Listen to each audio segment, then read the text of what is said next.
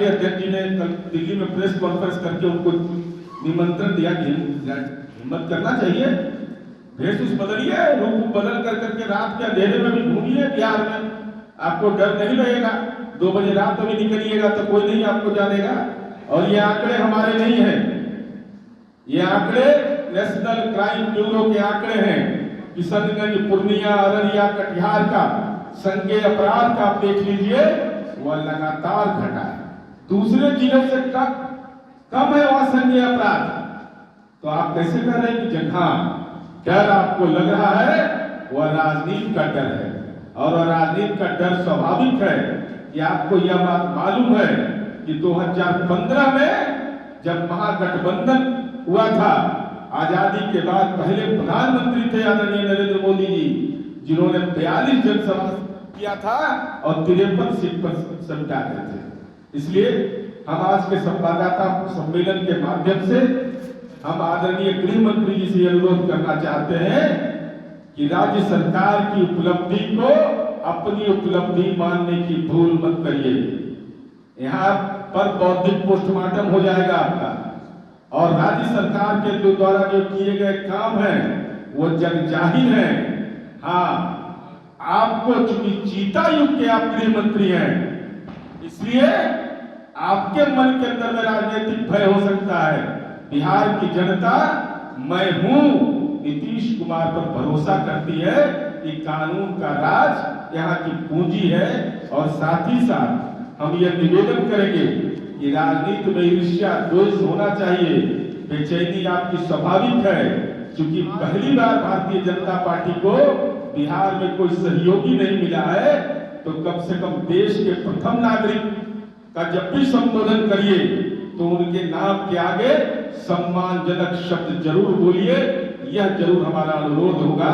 और इसी उम्मीद के साथ कि भारतीय जनता पार्टी का जो वैचारिक फर्जीवाड़ा था, जमुना और उस्ताद के बीच जो कंपटीशन है, उसका कहीं न कहीं पूर्णिया की सभा में प्रकटीकरण हुआ है। परफेक्शन IAS, UPSE और BPSC फाउंडेशन क्लासेस के लिए समर्पित संस्थान। यहाँ आपको UPSE selected and interview appeared faculties द्वारा गाइड किया जाता है। Separate batches for Hindi and English medium. 65वीं और 64वीं BPSC एग्जाम में 69 और 107 रिजल्ट्स एवं 66वीं BPSC एग्जाम में 131 रिजल्ट्स हासिल किया है परफेक्शन IAS टीम ने। परफेक्शन IAS, कुमार टार, बोरिंग रोड, पटना। का भाव किसी ने तक दिया तो माननीय नीतीश कुमार जी ने दिया। उनके चरणों में शीश झुका करके डॉक्टर APJ अब्दुल कलाम महाविद्यालय हमने बनाया। 674 करोड़ का पूरा राज्य सरकार का पैसा है, लेना न देना छुच्छे फूले ना बदहाल है, एक पैसा दिए नहीं। कह रहे हैं कि डॉक्टर APJ अब्दुल कलाम कृषि महाविद्यालय हमने बनाया। अरे वहां तो पढ़ाई शुरू हो गई, फिशरीज की पढ़ाई शुरू हो गई, पशु विज्ञान के लिए कैबिनेट से स्वीकृति मिल गई। और बिहार एक ऐसा राज्य है जहां एग्रीकल्चर पढ़ने के लिए बच्चों को हम स्टाइपेंड भी देते हैं। ये देश में कहीं नहीं है, ये बिहार एकमात्र राज्य है जहां एग्रीकल्चर में जो बच्चे पढ़ते हैं उनको सरकार स्टाइपेंड भी देती है। तो इनको ये भी नहीं मालूम था कि डॉक्टर APJ अब्दुल कलाम महाविद्यालय किस सरकार ने बनाया। इनको लगा था बना ही तो कोई राजनीति का चट्टू खाना वाला क्या बहुत रहता है, कोई कह दिया होगा। कैसा ब्यूरोक्रेसी इनके पास है भाई, कैसा सिस्टम है कि आपको यह भी नहीं मालूम। बिहार आ रहे हैं, सीमांचल आ रहे हैं, आपको यह भी नहीं मालूम। जैसे अभी बोल दिया हवाई अड्डा पर ताली बजाओ, ताली बजाओ, क्या क्या ही लोग किया है। और साथ ही साथ आपने यह कहा कि धोखा दिया गया है। कौन है वो षड्यंत्रकारी? क्या भारतीय जनता पार्टी को यह नहीं मालूम कि देश के अंदर में राष्ट्रीय जनतांत्रिक गठबंधन के घटक दल लगातार घटते जा रहे हैं? चाहे वह अकाली दल हो, शिवसेना हो, विभिन्न दल है। तो आपसे लोग अलग हो रहे हैं, तो आप कह रहे हैं कि हमारे साथ छलावा हुआ। और 2017 में किसके साथ छलावा किया था आपने? त्याग, तपस्या, बलिदान की पार्टी का दावा कर रहे थे, तो 2017 में बिहार में सरकार में कैसे शामिल हुए थे? उस समय राजनीति में लज्जा नहीं लगा था। उस समय अमित शाह जी आपको जनादेश समझ में नहीं आया था? उस समय तो जनादेश आपके पक्ष में नहीं था, तो क्यों सरकार में आप आए थे? यह सवाल है। और हम तो सार्वजनिक रूप से इस बात को कह रहे हैं भाई कि देश के अंदर जो अधिनायकवादी ताकतें हैं, चाहे वो राष्ट्रीय जनता दल का नेतृत्व हो या हमारा नेतृत्व हो, हम लोगों ने यह महसूस किया, जैसे 74 के आंदोलन में यह हुआ था कि लोगों ने महसूस किया कि नहीं, तत्कालीन सरकार के खिलाफ एक व्यापक गोलबंदी होनी चाहिए। तो भारतीय जनता पार्टी के नेता अमित शाह जी, आप तो आडवाणी जी, वाजपेयी जी, मुरली मनोहर जोशी की युग के नहीं है। यह बताइए आप कि भारतीय जनता पार्टी का जनसंघ स्वरूप था, आपने जनता पार्टी में विलय क्यों किया था?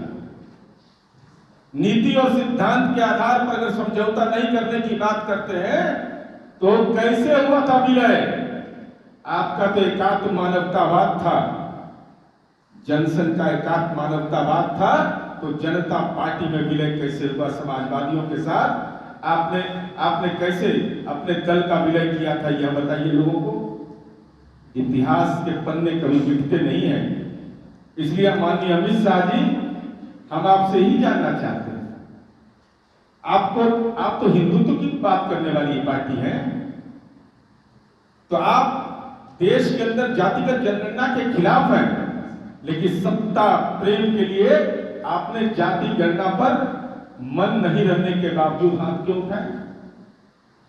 आपके दल की तो नीति है, अगर दल की नीति करनी तो देश के अंदर जातिगत जनगणना पर आप देश के अंदर करवाते, लेकिन आप क्यों इस सवाल पर खामोश हो गए?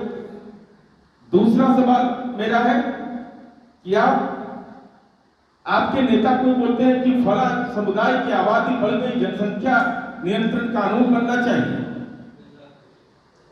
जब तर्क से, जब बुनियादी सवालों पर तक भटकाना रहता है, इन सवालों को बोलते हैं।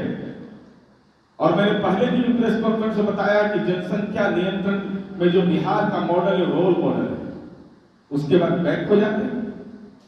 कभी कहते हैं कि फला धर्म के चलते ये बढ़ रहा है, और हम लोग राष्ट्रीय जनता दल या जनता दलियों तो एक ही विचारधारा के लोग हैं ना, तो हमारी एकजुटता से इतनी परेशानी आपकी हो गई, और हमने अगर राजनीतिक विचारधारा समझौता किया, लेकिन आपने अपने मुद्दों से समझौता किया।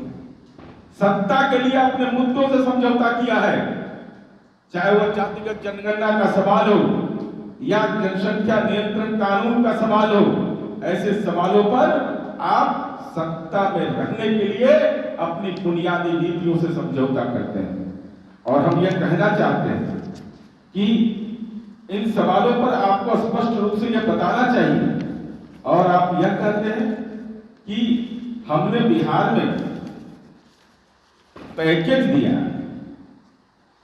मैं आंकड़ा बता रहा हूं, कलम कागज लेकर के लिख लें, कंप्यूटर पर, लैपटॉप पर लिखे भारतीय जनता पार्टी के नेता, और दिनांक 16/3/2017 विधान परिषद में माननीय सुशील मोदी जी की उपस्थिति में विपक्ष के नेता थे, योजना विकास मंत्री उस समय माननीय ललन सिंह जी थे, उन्होंने सदन के अंदर उत्तर दिया